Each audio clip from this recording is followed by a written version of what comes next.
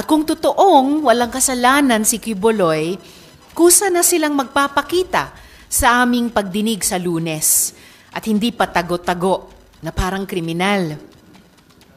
Simula nung hinain ko ang resolusyon para imbestigahan ang mga pang-aabuso ni Apollo Quiboloy sa sarili nilang mga miyembro ng Kingdom of Jesus Christ, napakarami na po ang mga lumapit sa opisina para ibahagi ang sarili nilang mapapait na karanasan.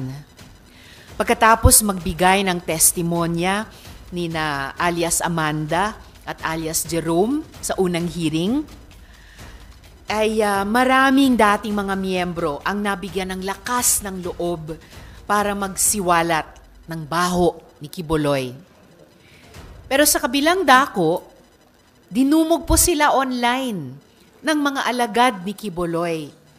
Pinaratangan ng kung ano-ano para maliitin ang kanilang katotohanan.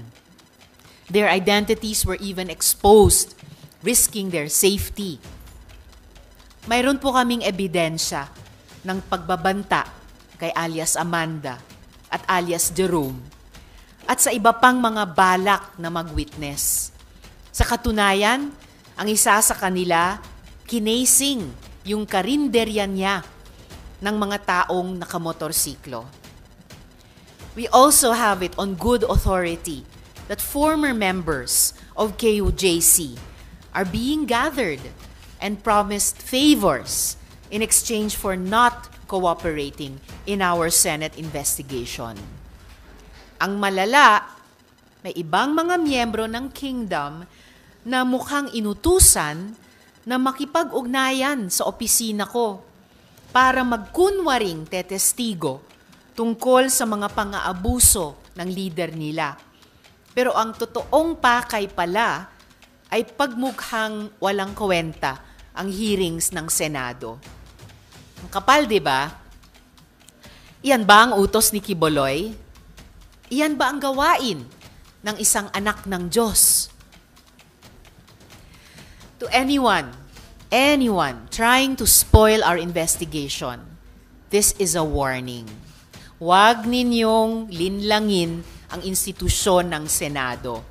Hindi nyo kami basta-basta maloloko. At kay Apollo Quiboloy, dapat managot kayo. Hindi lamang dito sa pagtatangka mong paghadlang sa isang lehitimong investigasyon ng Senado, kundi lalo na sa sistematikong pang-aabuso na ginawa nyo laban sa kababaihan, sa kabataan, at sa mga pinaka-vulnerable sa lipunan na taus-pusong naniwala sa inyo. Maraming salamat po at handa na po ako sa mga tanong. Ma'am, so na-confirm ba ng mga tao ni Quiboloy yung sinasabi nyo na nagtangkang manakot, magbanta at mag-alok ng favor dun sa mga witnesses?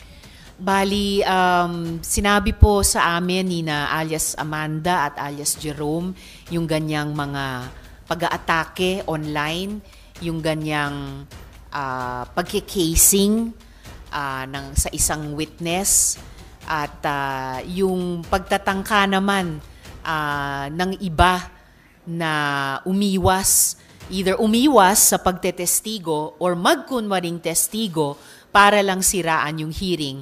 Sa mga iyan po ay meron din po kaming mga ebidensyang hawak. So meron na po ba mga witness na dahil dyan takot nang mag-testify, umaatras nang mag-testify sa susunod na hearing? Yan siguro yung outcome na gustong likhain ni na Pastor Quiboloy. Pero ang mas mabuting nangyari at ito pag saludo ko ulit sa mga testigo. Actually, Miss Sally, mga kasama, meron kaming bagong batch pa na mga magtetestigo pa rin sa susunod na pagdinig. Sa kabila ng lahat ng itong sinasapit ng mga naunang testigo dahil sinabi nila ang kanilang katotohanan at sa kabila ng tuloy-tuloy pa rin na panghaharas, pagbabanta o kaya pagtangkang linlangin ang komite. So So ma'am, ngayon ba, mas nagiging mahigpit kayo sa pag-vet ng mga witnesses, considering na may, sabi niyo gustong magkunwari para lang palabasin na walang kwenta yung investigation? Mula naman sa simula at hindi lamang nitong investigasyon, pati sa mga naunang investigasyon ng Senate Committee on Women, Children, Family Relations and Gender Equality ay binivet po talaga naming maingat at responsable ang lahat ng gustong magtestigo. Kaya't nagpapasalamat ako muli sa mga nauna ng nagtestigo sa unang pagdinig, yung ating tatlong kababayan, yung dalawa nandito sa Pilipinas, yung isa nasa Estados Unidos, at tatlong dayuhang testigo rin. Yung isa na in person nagtestigong Amerikano at yung dalawang Ukrainian na gusto din sana nilang magtestigo in person, nga lang ginegera nga yung kanilang bansa ngayon, kaya mula sa Ukraine lamang online sila nakapag-testigo. So patuloy yung aming maingat at responsableng pagve-vet sa mga gustong magtestigo, kaya napag-alaman namin yung mga nagpapanggap lang pala. At dahil sa ganyang maayos na pag-vet din ay masaya po ako at magpapasalamat muli sa pangalawang batch ng mga testigo naming haharap sa susunod na hearing. Ma'am, yung Kamara, nag-issue na ng subpoena kay Pastor Kibuloy. Dito sa Senado, ano pa yung dahilan? But, di ba, talagang plano nyo nang isubpoena rin si Pastor Kibuloy? At do you think kapag sinubpoena siya, haharap na siya? Dahil may statement siya na hindi siya haharap dito sa Senate hearing, sa korte lang daw siya haharap.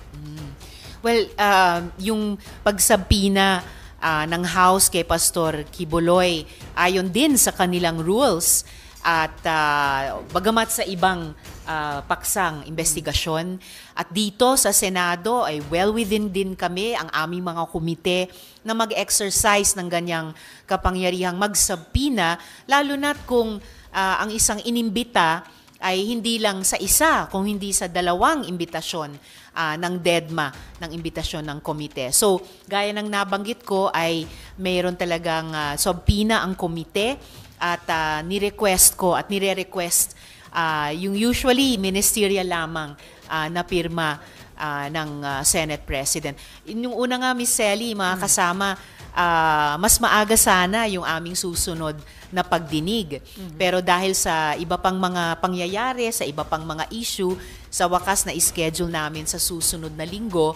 So, kumbaga, nagkaroon pa nga ng pagdaan ng ilan pang panahon. So, kung bakit hanggang ngayon ay hindi pa napirmahan iyon, hindi ko maipaliwanag yun. So, mas maigi pong kay Senate President yun na lamang pong itanong.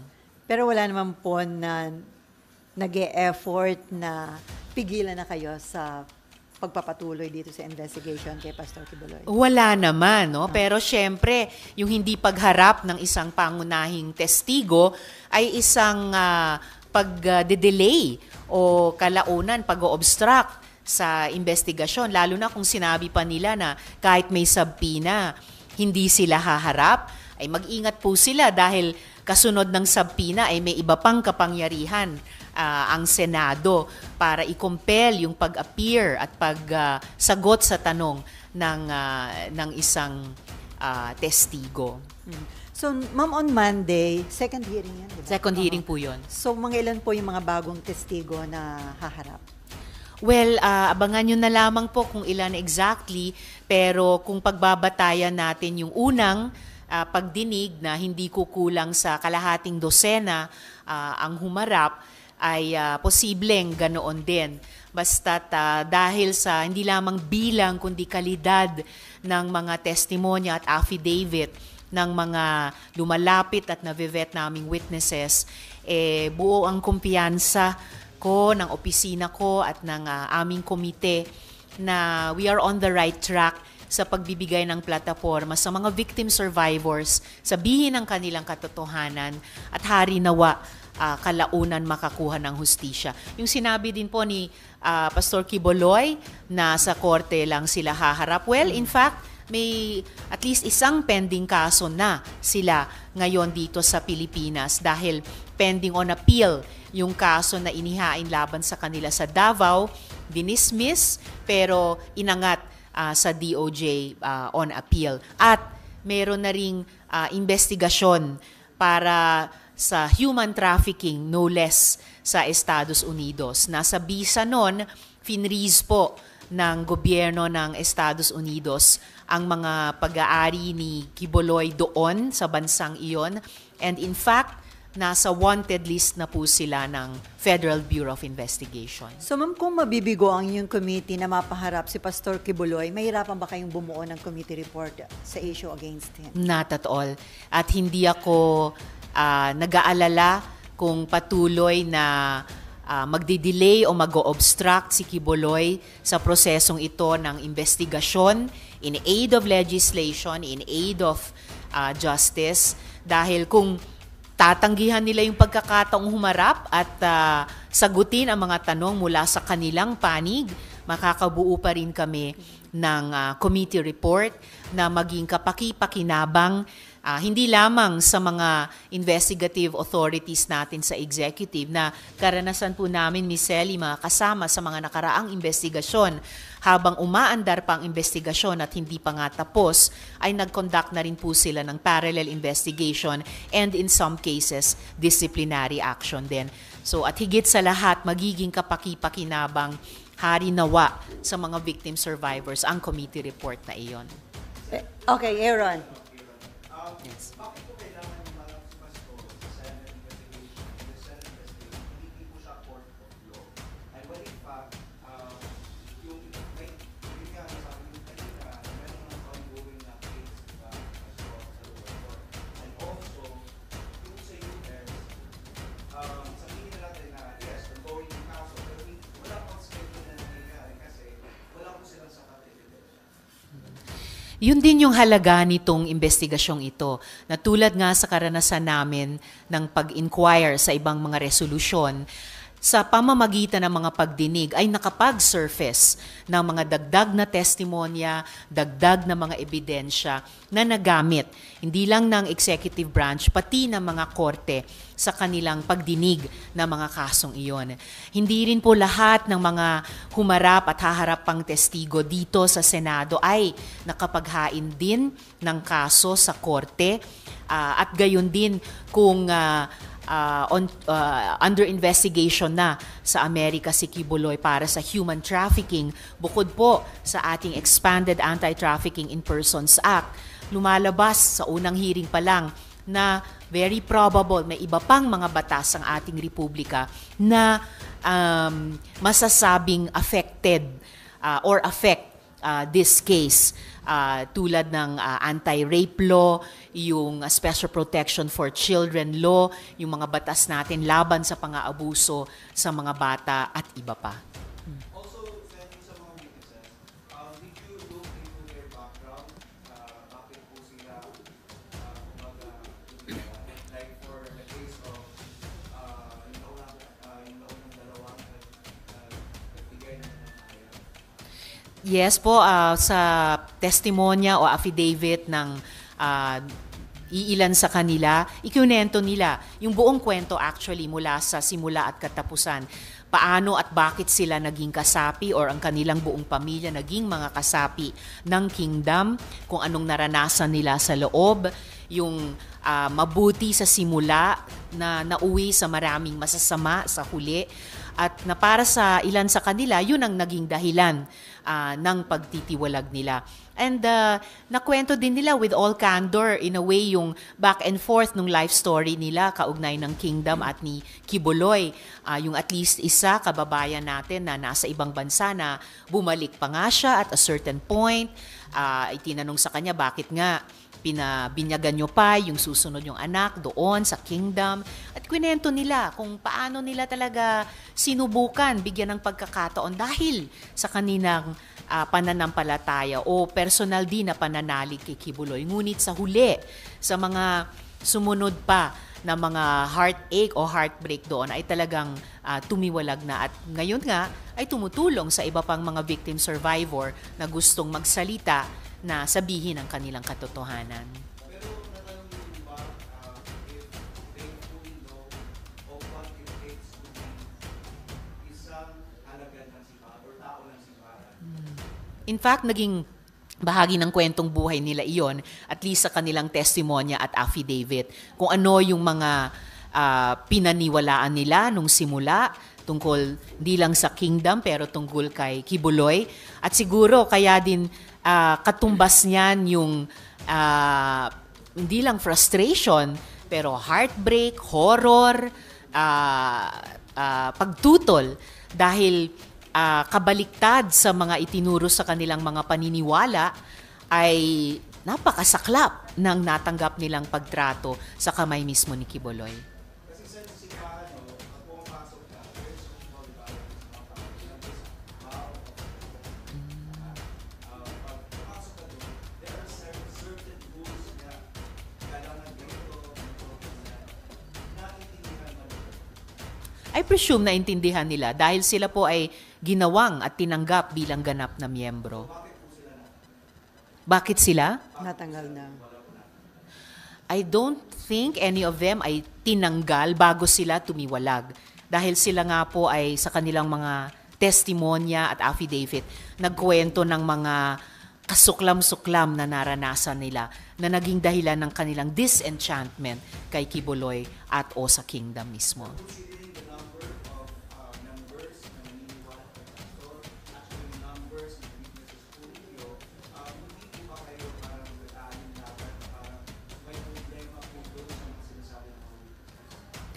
Bahagi yun ng maayos na pag-vet namin, both sa victim survivors mismo at sa kanilang testimonya o affidavit. At saka hindi rin lang kasi ito, Ms. Elliot, mga kasama, usapin ng numero o arithmetic. Kapag ka po ang isang organisasyon natin, lalo na po ang isang simbahan o isang faith community ay humaharap sa ganitong kaseryosong mga karapatan at kagalingan ng kanilang mga miyembro, ay talagang kailangang harapin. Dahil ang isa lamang o iilan lamang na paglabag na kontrang-kontra sa itinuturong paniniwala nung leader na iyon o organisasyon na iyon ay kumbaga pinasisinungalingan yung sinasabi ng leader o ng organisasyon na iyon. At kung nag-violate man ng anumang sinasabing celibacy vow, ay hindi po yan dahilan para lagyan ng sili yung mata, hindi yan dahilan na lagyan ng sili yung ari, hindi yan dahilan para ipahampas ang kamao at ulo ng miyembro sa pader. Okay, any related question? Okay, Raymond. Just to press on the subpoena you requested from SP. From the letter, it's February 6 pa. So, he said that telling na may something fishy. Ayoko namang bang intriga, pero parang, bakit?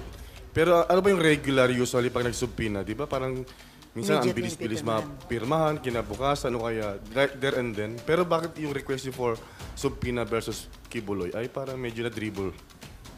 Dahil ayaw ko rin at hindi rin ako nangingintriga, kaya sabi ko kanina, mas maiging itanong nyo kay SP para kanilang maipaliwanag. Pero nag-follow up ka na, ma'am, kay SP? Opo, nag-follow up Anong po ako. sagot po ng Office ni Senate President Subieri? Na kung may magtanong pa sa kanila, maipaliliwanag nila or ipaliliwanag nila. Kaya't maiging sa kanya nyo itanong.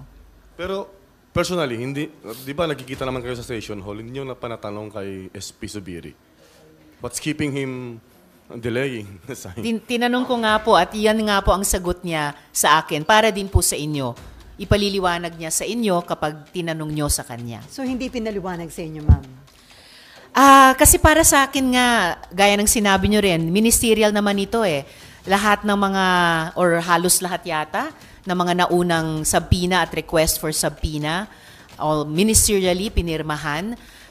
Naalala halimbawa ng Legis staff ko, panahon na iniimbestiga namin yung formally, at yon posibleng direct hit kay Duterte eventually, ministerially pinipirmahan ni dating SP Soto.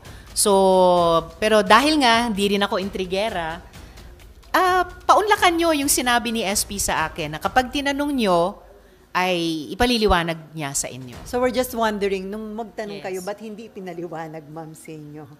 kapag kami, sa amin daw, maipapaliwanag. Siguro kasi alam ni SP na in a way, halos hindi ko matanggap ang anumang paliwanag dahil nga ministerial halos ang subpoena. At lalo na habang dumaan yung mga araw at linggo, eto nga, humarap sa harassment, humarap sa pagkikasing, humarap sa banta, tapos meron pang mga gustong magkunwaring testigo para lang, in effect, i-discarril yung investigasyon. So all the more, mahalaga sa akin yung subpoena kay Quiboloy. Okay, Mean. Sorry, ma'am, just to be clear. So, is there a subpoena signed by SP Zubiri forthcoming or none? I hope so po. Kasi kung sa akin lang, sa regular na pagtakbo ng trabaho ng komite, then I should hope so. But is he signing it or not po? As of today, hindi pa. And you could ask him why. Then So, he will ma'am, ano explain. kinukonsider yung option in case na ilang buwan na, hindi pa pinipirmahan? Ano yung... Itutuloy pa naman namin yung pagdinig sa hearing ng Committee on Women. Ay, yun. May we know yung explanation ni SP sa inyo why he's not signing the subpoena? He didn't actually give me an explanation. Basta may dahilan and pag itinanong nyo sa kanya, mas ipaliliwanag niya. So he's not signing it, ma'am. Sorry, makulit. He's It's okay. not signing it po. As of today, hindi As pa. of today. Opo. But is there a promise that he will sign it in the future? Not a promise, pero siguro kung yung context nung dahilan niya, if it changes, then I suppose it should be forthcoming. In the meantime, hindi na kayang hintayin ng komite yung subpoena. Itutuloy po namin yung pagdinig, lalo na't meron na kaming second batch of witnesses. Last on Quiboloy issue sa akin, ma'am. Gano'n lang po ka-importante sana na makakuha kayo ng subpoena signed by the Senate President himself? Oh, it's very important. Alam ng kahit aling komite dito, alam ng kahit sinong committee chair dito sa Senado, nasa regular na pag-andar ng trabaho ng komite, sa regular din na pagsunod sa aming mga proseso at rules. Kapag dinedma ng isang witness, important witness at that, ang imbitasyon ng komite, then ang susunod na hakbang o instrumentong nasa kamay namin ay yung subpoena. She and then Raymond. Sen, are you satisfied with the explanation given to you by SP? Well, gaya ng sinabi ko nga, halos walang paliwanag na kaya kong tanggapin dahil kumbaga presumption of regularity lang na kapag hindi pinaunlakan ang isang imbitasyon, in this case dalawang imbitasyon, ang susunod na hakbang na pwedeng gawin ng komite ay yung subpoena. So, I don't need to be satisfied or dissatisfied sa paliwanag ni SP. Ang nangingibabaw sa akin ay yung pag-asa na mapipirmahan yung subpoena in the regular course of our work. Ma'am, paano, pwede ba siyang sabihin na unprecedented yung, February 6, dapat meron na tong reaction by within that week or the following week, patapos na halos yung gitna na yung February, and then this one, parang nakahang lang yung request for subpoena. I'm not sure kung unprecedented kasi nasabi ko lang kanina na sa pagkaalam ko, karamihan or halos lahat ng mga subpoena ay pinirmahan naman ministerially. Pero malay ko baka may isa o ilan pa nung nakaraan na hindi napirmahan. Basta't ako nakatutok lamang dito sa subpoena ko ngayon sa Committee on Women and umaasa na mapipirmahan ito. Ma'am, if there is no subpoena to speak of in the first place, how can you compel Apollo Quiboloy to appear before your committee? Well, gaya nga ng sinabi ko kanina, kahit wala pang subpoena, kung wala silang tinatago, dapat humarap. Dapat nga pinaunlakan yung una naming mga imbitasyon. Lalo na, sabi nila, leader sila ng isang kingdom. May mas mataas pang ang posisyon o title na kiniklaim nila. Na usually yung ganyan, nagpoproklama talaga ng katotohanan. So, that alone, kulang pa bang moral suasion sa kanila para humarap? Oo, pero ma'am, some questions, clarification lang. So if without a subpoena, hindi pwedeng mag-issue ng arrest order ang komite or ang Senado for that matter. Tama po. So yung other legal means will be just to continue even without his participation. That's right po. And then, kumpletuhin yung pagdinig, isulat yung committee report, and I'm sure magiging kapaki-pakinabang ito sa iba pang mga proseso, maaring pasukan ng mga victim survivors para makuha yung hustisya. Oo. Ma'am, some more points kasi it's a given na Apollo Kibuloy is also very influential, especially to a number of politicians who are from Mindanao, respectable figure siya doon. Do you see, has it something to do with that? Dahil hindi rin ako intrigera, ang masasabi ko lamang ay, kahit pa sinasabi nila o sinasabi ng ibang tao na influential sila, malapit sa kung sino-sino, the point is, ng bawat resolution at ng bawat investigasyon, no one is above the law. Kapag may reklamo sa iyo na posibleng lumabag ka ng human trafficking, rape, protection of children, and other laws, kinailangan ng Senado na imbestigahan ito, alamin ang katotohanan at magrekomenda even ng mga corrective measures. So, no one is above the law. Kahit ano pang titulo ang iputong nila sa kanilang ulo, regardless kung influential o malapit o ano paman, no one is above the law. Kahit pa yung kataas-taasang opisyal dito sa ating republika. Okay. Are you disappointed that your request for subpoena continues to hang? Mahaba po ang pasensya ko. So kahit naiinip ako, iintayin ko po yan. At habang naghihintay sa subpoena, itutuloy ang pagdinig ng komite. Ma'am, two more questions on this issue.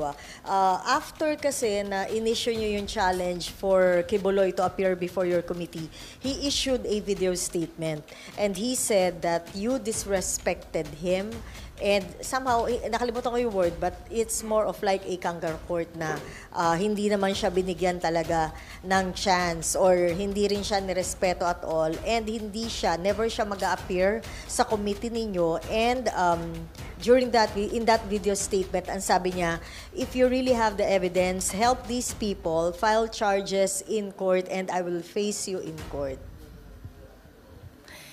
Hindi po papel ng Senado maghanda ng kaso sa korte. At least one of our victim survivors has already taken that brave step para maghain laban sa kanya sa Davao at nung ma-dismiss yun, i-raise sa Department of Justice. Malamang meron ding mga victim survivors sa US na in-interview o nagbigay ng testimonya doon sa FBI. Kaya't may investigasyon underway doon. Kaya't na-freeze yung assets nila doon at kaya't nasa wanted list sila ng FBI. Unfortunately, si Kibuloy ang nagpakita ng disrespect sa Senado. Imagine calling a Senate committee hearing a kangaroo court. Ano yung itatawag mo sa taong nakatanggap ng hindi lang isa, kundi dalawang imbitasyon, tapos hindi man lang sinagot at lalong hindi nagpaunlak. I think Kibuloy is way out of his depth here. Humihingi siya ng respeto sa sarili niya na hindi niya binibigay sa isang institusyon, sa isang komite. Kaya't kung may pagkukulang sa respeto, until this very day, sila po yun. At hindi sa akin pangunahin, sa mga victim survivors na subject, heart and soul ng resolusyong ito na aming iniimbestiga. Ma'am, last point. On Monday, magkakaroon kayo, that will be your second hearing ba? Tama ba, ma'am? Opo. Second hearing. Ano po yung, can you give us a snippet lang? Ano po ang magiging kaibahan or ano yung ihahain na kwento nung ilan po sa mga new witnesses na ihaharap po ninyo? Abangan nyo na lamang po yung kanilang pagtestigo sa pagdinig sa Lunes. Basta po't gaya ng sinabi ko kanina, not just their numbers but the quality of their testimony, talagang naghuhumingi bago pa yung hustisya, yung makatotohanang sagot mula kay Quiboloy. In the face of these increasing number of serious allegations backed up by evidence, his silence is deafening. Okay, last question, ma'am. Aside dun sa hindi pa pagpirma ni SP doon sa subpoena, may observation din sa first hearing, parang walang nag-participate na ibang senador. Parang, Meron po. ay, parang- Actually, dumalo po ng maaga si Sen Jinggoy at dumalo din po si Sen Coco. Apo. so, dalawa lang yung sumama sa inyo. So, Yeah, wala despite the fact na may mga kasabay ding ibang mga pagdinig. In fact, habang nagtetestigo yung mga victim survivors, naririnig ko yung mga boses ng mga colleagues ko sa kabilang hearing room sa kanilang pagdinig din. So, it was fairly attended. okay. So, wala kayong parang observation na ayaw mag-participate ng babae dahil siyempre re-electionist yung ibang mga senador. Wala po. At yung mga colleagues ko, pag on the floor kami, informal conversations, may mataas na interest sa kasong ito. At mga expressions na, ganun ba? Grabe. So I think, kahit hindi physically maka-attend dahil sa mga iba pang schedule, sa mga kasabay na hearing, may awareness ng lawak at gravity ng mga offenses at posibleng krimen na pinag-uusapan natin dito. Okay. Raymond pala. Ma'am, good morning. Morning. Quick points lang. On ba? Yung binabanggit nyo kanina, can you give us a number? Ilan yung tinanggihan nyo na supposedly itatanim na testigo? I can't give a number, or I'd rather not give a number, basta't sufficient na na-alerto kami na kasama ng bag of dirty tricks dito para hadlangan na makapagsabi ng katotohanan nila yung mga victim survivors, itong magpapapanggap pa ng mga di umanong witnesses para lang pasinungalingan yung quality ng pagdinig namin. Ang klaro lang, ma'am, is meron kayong tinanggihan. Meron po kami mga tinanggihan. Second point, ma'am, yun doon sa ikinikilos ni SP. Di ba yung mga investigators, mga law enforcers, may term na ginagamit na obstruction of justice pag merong mga agencies na hindi nagko-cooperate. Is this not a form of obstruction? Kasi hindi siya pinipirmahan yung supposedly ay ministerial power. I wouldn't call it obstruction of justice, pero it's something na iniintay ko talaga at iniintay ng komite ko. And I would even say, iniintay ng mga victim survivors. Kaya't gaya ng sinabi ko kanina, mahaba naman ang pasensya ko at umaasa akong mapipirmahan yung subpoena bago matapos yung aming pagdinig.